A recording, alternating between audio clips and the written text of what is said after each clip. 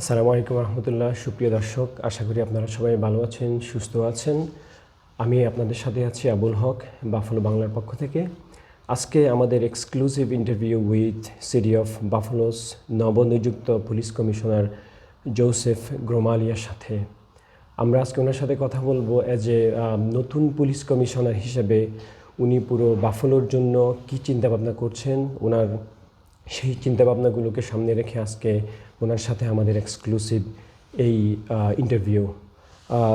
Mr. Gramalia, how are you today? I'm very well. Thank you for being here today and having me sit with you. What is your feelings becoming the police commissioner?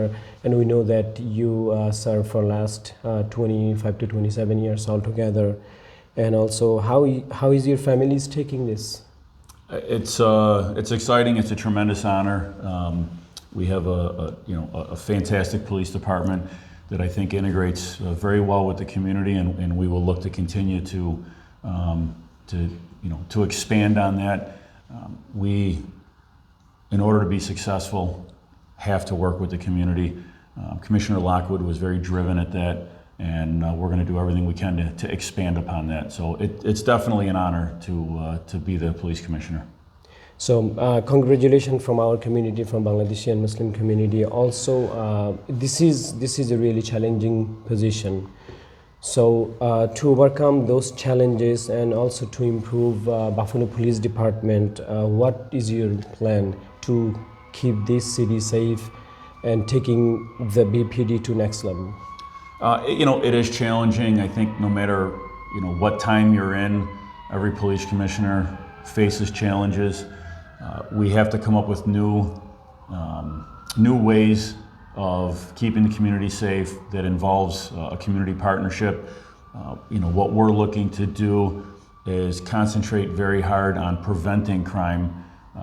That way, we don't have to put so many resources into solving a crime. We want to keep our detectives working on the cases that they have, but if we can limit the amount of cases that they do have, because we've been in the right places at the right time, using data, using our hotspot mapping, the more advanced we are ahead of the game to prevent things that are happening, the better it is for the community, better it is for our detectives who are working on the cases that they have. We want to provide more training for our officers, more resources, more equipment. We want to give them the tools necessary to do the job and to do it well. We have very dedicated police officers that really want to give their all. So, in my position, I have to do everything I can to give them what they need to do the job. So that's from BPD perspective. How about like community itself? Do you think community need to also step up to make our community safe and help BPD? Of course, like I said, it's a joint problem. Crime is a joint problem. It's the community and the police. It's the police department's job to do our best to solve crimes when they happen, but we're not always a witness to a crime. If a police officer rides up on a situation and they witness an event, then they can certainly make that arrest. But in the situation where we respond to a crime, and we were not there at the time to witness it, we certainly understand, the challenges of people in the community who witness crimes coming forward and being a witness to that, but it's the only way we're going to solve the crime. So, I see. Okay. Just if, the more that we engage, the more that we're involved, the more we build up that bridge of trust and hopefully convince people to step up, be a witness, and there's a lot more good people out there. I see. Tremendously more residents that are law-abiding, that deserve safe communities, that we can push down the people doing the bad.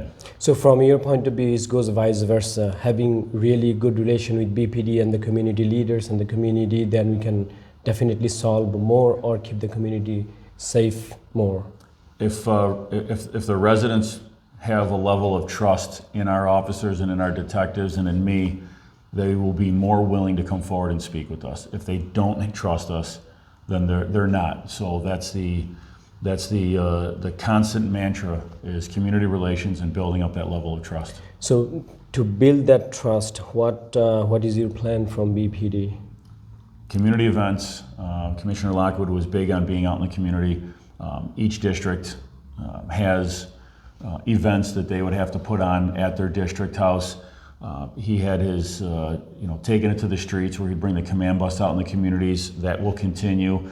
But I also feel in the, some of our crime plan that we're putting out that is going to involve more officers on the street getting out of their cars and networking in the neighborhoods that they're working. The more that they're out talking to residents, even if it's 10 or 15 minutes out of an hour, that's what we're going to do, and they're going to actually have to get out and engage people.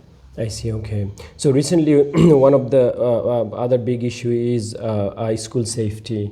So after McKinley High School shooting, so I mean, we thank Buffalo PD that they did an extremely tremendous job all together with all the other law enforcement. So is there any role BPD playing to make our school safer for our kids? I'm a strong supporter in the school resource officer program. We have very dedicated school resource officers, a lieutenant and a chief that work in that unit. They're there because they want to be there. They have developed relationships with students in the school. They're not there to take enforcement action. They're not there to make arrests in the schools. They're there to, again, build that level of trust where students can come up to them, talk to them, confide in them, and just having their presence there. I'm also a strong supporter of the violence interrupters, the peacemakers, Mad Dad, Stop the Violence, and the list goes on and on, MVP, Most Valuable Parents. There's a lot of organizations called violence interrupters who are now going to be engaged both in and around the schools to help quell any violence or put down any escalating tensions. So that resource, are you going to have in all the schools or only the top school that like kind of having problem all the time? So that's really a question for the schools. We do not control the schools. The mayor does not control the schools. The schools are controlled by the school board and the superintendent. We are working with the school board and with the superintendent, to best serve their needs.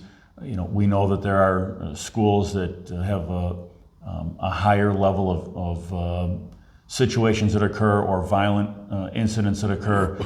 So we're going to work with them using the data that we have that's provided by them and also provided by our school resource officers to place the resources where they are most needed. But it doesn't mean that we're going to ignore the schools where incidents aren't happening. Our school resource officers still make trips and stop in because those students at schools that may not have a violence problem or where there are situations occurring, they still need to be engaged with school resource officers as well. I see. And lately when I was dropping my son at school, I see officers is like even driving by, standing by frequently, which is good. I mean, thank you very much to BPD for that. And also, our next question is regarding illegal guns coming to Buffalo. That is another big issue you're facing. That guns is going to underage kids and adult, older people. Because of that, communities really like city itself is feeling unsafe. Lately, when there was 3 years old died, from that we know like joint forces with FBI and BPD working together. So are you going to keep that continuously, making sure no illegal guns coming in city of Buffalo, because that is what killing our city, and what recently had like Saturday night at 11:30 on Genesee and Bailey. So what are you thinking for that? Gun violence has been a big part of what I've been doing for the last several years. We do a significant amount of work. Guns are a problem. Illegal guns are a problem coming into our community. They have what's dubbed the iron pipeline, where people are going down to other states, buying guns at a gun show, and then driving them back and selling them on our streets. That is still a problem, but the newest problem is ghost guns.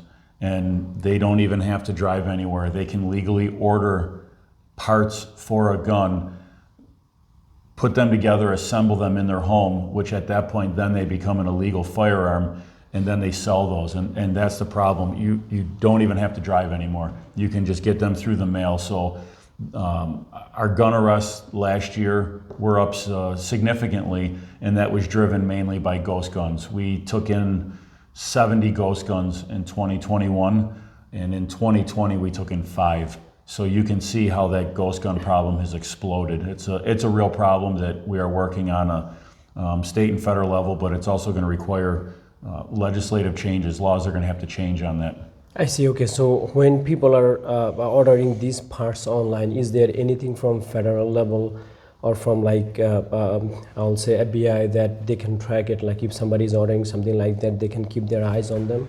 There are ways to do that. However, when you're ordering these parts, it is legal. So,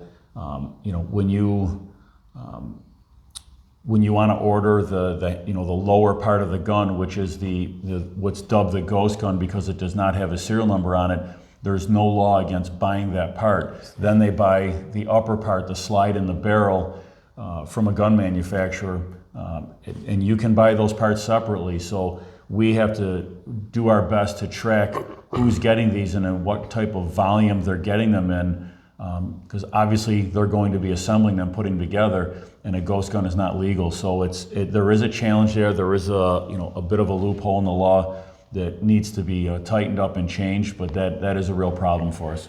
And also, how about for arresting underage people, underage kids with guns? So are like from state level, are they doing anything that, like, because after arresting them they are coming back on the street again? And not only that, also there are like junior high school kids walking around on the street with gun, without guns at the school hours. So for that, is there anything BPD is going to do, or like some other our city official need to take action behind it, or Board of Education? Well, the issue is with bail reform and the raise the age law, which started in the end of 2018. It used to be where a 16-year-old was treated as an adult. The first year they raised the adult age to 17, and then year two it raised it to 18. So kids that are 16 and 17, and I say kids because they are kids, but when we arrest them with a gun, the charge is the same. It's where in the court system that case is heard. It's either going to go to family court or youth part, which is a new part that was created in the raise the age law. So it's up to the district attorney on how that case is going to be prosecuted. It's a fine line to walk, because you don't want to take a 16 or a 17-year-old and have their life change forever by a felony conviction or mandatory jail time based on the circumstances of that case. But you also need to have some changes in the law where if it's that 16 or 17-year-old, if it's their second or third time getting arrested with a gun, then something more strict needs to be done. So every case has to be weighed on the merits, but the law does not necessarily account for that at this point. So there are some changes that have to be made. You also have to look into why that 16 or 17-year-old is picking up a gun. Are they picking up that gun out of fear and they want to make sure that they're protected, or are they picking up that gun because they're a trigger puller for a gang and they're the ones that are out there driving the violence? So, we have to look at each case on the merits of what we know on that case. And, we want to change lives. We want to save lives. We want to have a more positive outcome for that 16 or 17-year-old that may have been caught with a gun and get them on the straight and narrow. But there has to be consequences to the actions. So for especially for young gangs, is there anything that BPD can do? Or I don't want to blame only BPD, because community leaders also need to step up, as long as our city leaders. So what do you think? Like, can you minimize those young people who are joining gangs or who are involved in it? We work very hard at that. It's not just on the police department, but we have a very robust custom notification program where we have officers that are going out, knocking on the doors of individuals, talking to their parents, trying to talk to them and explain to them that we know what they're doing and there is a way out. Being more involved in school, the families, the individual themselves, being more involved in schools, after school programs, sporting events. The more that we can occupy their time, then the less time they have to hang out and wind up running the streets. Through, like I said, youth sports in the summertime, the Mayor's Summer Youth Program is very successful in employing a lot of kids. Kids have to have their time occupied, because when they're not, they're going to get in trouble. So, the pandemic has been very difficult because it shut down a lot of programs. but we are well on our way out of that, and we need to occupy their time. And that's not just the police. That's at home. That's community leaders. That's the community itself, and keeping kids engaged. I see. And if we look at call log, 911 call log, CNE district has most of the call. Like if we look at last year or few years. So and also from our Bangladeshi Muslim community, majority people living on east side. Is there any specific things that BPD can do, we can do, how we can reduce these calls down? Because we know, whenever we talk, it's like, okay, that area is this, that, because of this way, that way, Broadway, Fillmore, or any other district. And it's this whole east side. So when these 911 calls are really high, how can we reduce it? It is a tough problem to get past, because when there's an issue going on, no matter what it is, I think people just have it ingrained in their head to call 911, call the police. One of the biggest things the city did, Commissioner Lockwood, Mayor Brown did, was start the behavioral health team, the mental health diversion program. We have specially trained, highly trained officers working with mental health professionals that are taking those calls away from the officers that would normally respond, patrol officers, and they're responding to those calls to hopefully have better outcomes, get treatment, get people back on the program of their medications and doctor's appointments. They're also spending more time paying visits to people that are suffering through mental health issues, to try to get to them before they have a mental health crisis, which then leads to more 911 calls. So, that's been a very successful program in diverting some calls. And, we also have to do, a better job at looking at the data and finding out, the addresses that are the highest call volumes. We've done that in the past. We've identified, the top 5 911 call generating addresses in each of the 5 districts.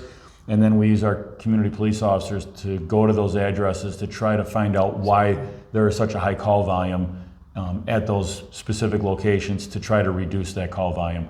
The more time our officers have, we call it free time, where they can actually go out and do proactive patrol and be in the right places at the right times, as opposed to responding to a lot of calls, the better that we will all be.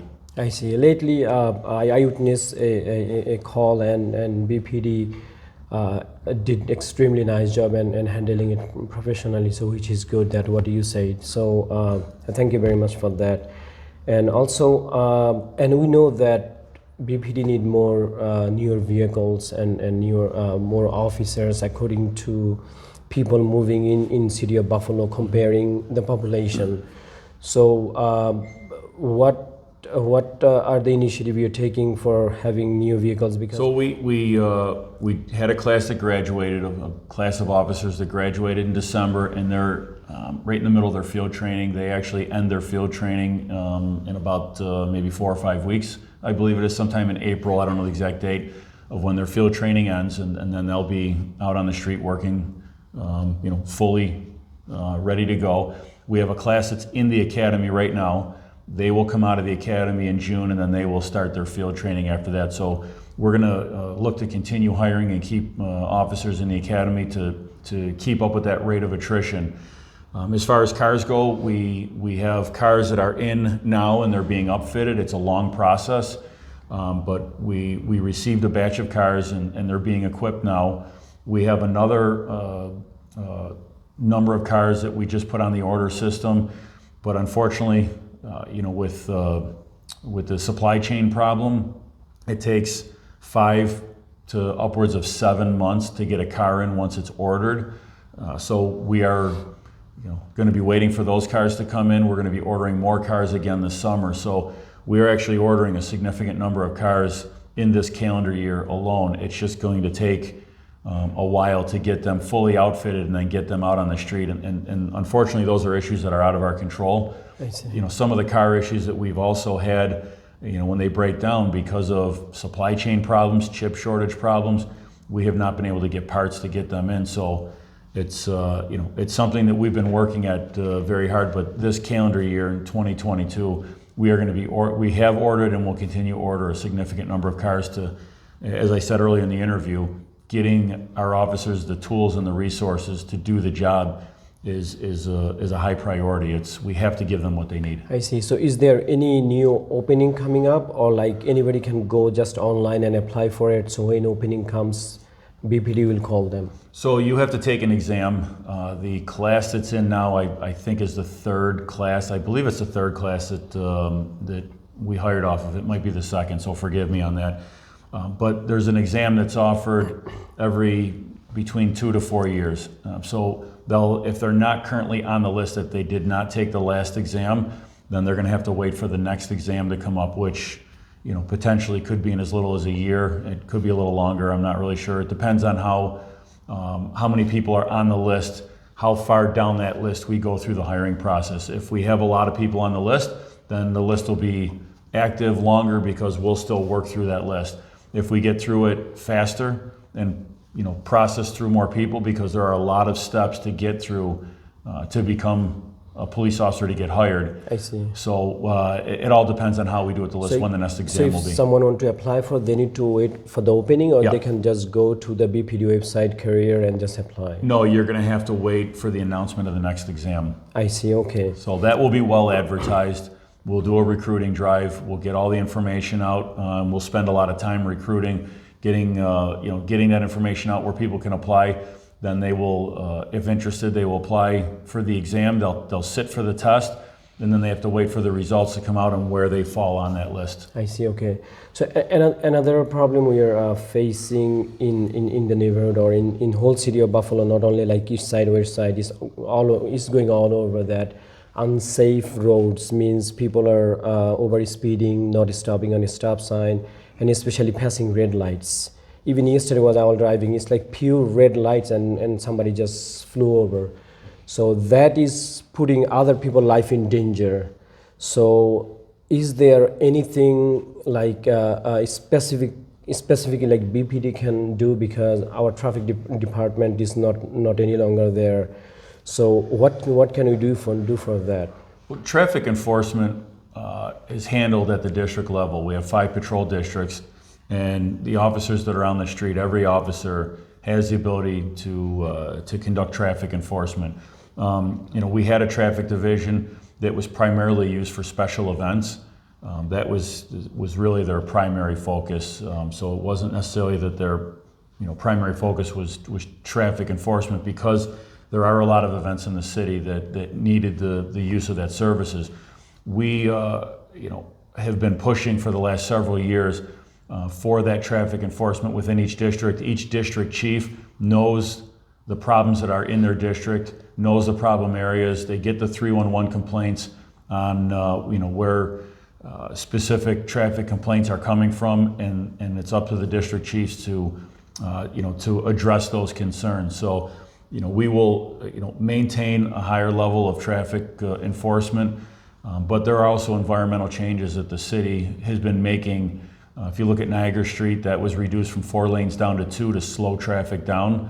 And there are other areas. I know there were speed bumps that were looking to be installed in areas to slow traffic down as well. So having an officer sit at an intersection and watch for people going through a red light and pulling that person over, that's a temporary fix, but it's the environmental changes, the road design changes that will act as a more permanent change. So I mean, what I can get from you, that is not only that being officer being there, these are like basic laws, people need to like obey it. Yes, and people need to understand what the laws are and drive responsibly and drive within the way the law was prescribed. If the speed limit is 30 miles an hour, then they need to be driving 30 miles an hour.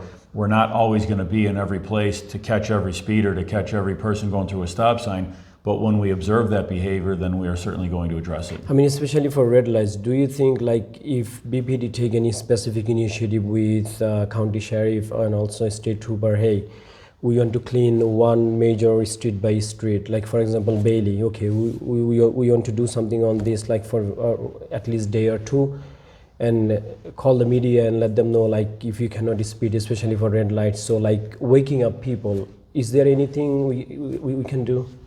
You know, we can do that, but the state police and the sheriff's department, they also have areas of responsibility, rural areas and the highways, and you know, they have resources allocated where they're primarily responsible for the policing, so they don't have a lot of the extra resources to come in and concentrate on things in areas that they're not normally at. We work very well with the sheriff's department and the state police, and they are always available to help when we request it. We have a fantastic partnership with them. But the tough part is that when we do a certain level of traffic enforcement in certain areas, it causes a change in drivers' behavior for the time that we're there. It doesn't always last. It doesn't continue on, and that's where the mayor has invested a significant amount of money in environmental changes, road design changes, to make those conditions more permanent. So it's a combination of the two. Okay, so lastly, do you have any last word for our community, and especially for the immigrant community, and also how we can help BPD? Again, we always say that this is our community, so everybody need to work together. Our community leaders, our city leaders, BPD, and everybody. So from that point of view, what are the expectation, or how we can help from our community? We're in this together. We are here. It's a joint problem. When we have crime, the community, the police department, we all need to work on this together.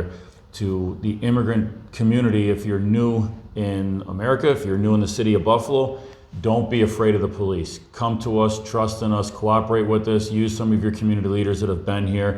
If you're a victim of a crime, we want you to come forward. We are here to help you, and we want to make you feel safe. Thank you very much for your time with Buffalo Bangla, Mr. Commissioner. And সম্মানিত দর্শক, আপনারা দেখলেন আমরা আমাদের নবনিযুক্ত police কমিশনারের সাথে কথা বলেছি ইন ডিটেলস, বিশেষ করে কিভাবে সিটি অফ বাফলোকে আরও সেফ এবং সিকিউর করা যায়, এবং আমাদের কমিউনিটির যে সমস্ত প্রশ্নগুলো ছিল ওগুলোকেই সামনে রেখে আজকে আমরা উপস্থিত হয়েছি। আর আজকের এই প্রোগ্রাম এক্সক্লুসিভলি বাফলো বাংলার পক্ষ থেকে করা হয়েছে, এবং কি এটার মেইন স্পন্সর ছিলেন আমাদের ওসমান শিমুল ভাই, যিনি হচ্ছেন ফরচুন আমেরিকা প্রপার্টিসের সম্মানিত মালিক। এবং আমরা ওসমান ভাইকে অসংখ্য ধন্যবাদ জানাই, এবং বাফলো বাংলাকেও ধন্যবাদ জানাই আমাদের কমিউনিটির স্বার্থে আপনার এই সমস্ত এক্সক্লুসিভ ইন্টারভিউগুলো করার মাধ্যমে কমিউনিটিকে সচেতন করার জন্য। আবারও ধন্যবাদ আপনাদের সবাইকে। এতক্ষণ আপনাদের সাথে ছিলাম আমি আবুল হক।